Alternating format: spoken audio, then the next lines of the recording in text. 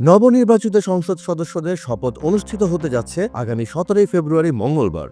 শনিবার 14 ফেব্রুয়ারি সন্ধ্যায় এ তথ্য জানিয়েছেন জাতীয় সংসদ সচিবালয়ের সচিব কানিজ মাওলা। তিনি জানান, ত্রয়োদশ জাতীয় সংসদ নির্বাচনে বিজয়ী সংসদ সদস্যদের শপথ গ্রহণ অনুষ্ঠান আয়োজনের জন্য ইতিমধ্যেই সব ধরনের প্রস্তুতি শুরু করেছে জাতীয় সংসদ সচিবালয়।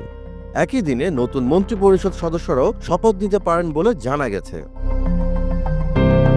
মন্ত্রিপরিষদ বিভাগের এক কর্মকর্তা জানিয়েছেন, সম্ভাব্য শপথ গ্রহণ অনুষ্ঠানকে সামনে রেখে প্রস্তুতি শুরু করেছে মন্ত্রিপরিষদ বিভাগ। এর আগে গত বৃহস্পতিবার অর্থাৎ 12 ফেব্রুয়ারি অনুষ্ঠিত হয় ত্রয়োদশ জাতীয় সংসদ নির্বাচন। নির্বাচনে 299টি আসনের মধ্যে ইতিমধ্যে 297টি আসনের ফলাফল ঘোষণা করা হয়েছে।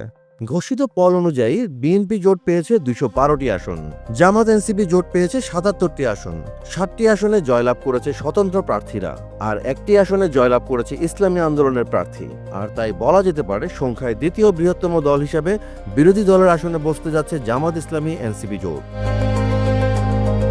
শুক্রবার রাতেই নির্বাচিত 297 জন সংসদ সদস্যের গ্যাজেট প্রকাশ করেছে নির্বাচন কমিশন। দীর্ঘ প্রায় 2 দশক পর সরকার গঠনের পথে এগিয়ে আছে বিএনপি।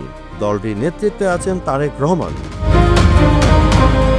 বিএনপির দলীয় সূত্রে জানা গেছে, নতুন মন্ত্রিসভা গঠনের প্রক্রিয়া ইতিমধ্যেই শুরু হয়েছে।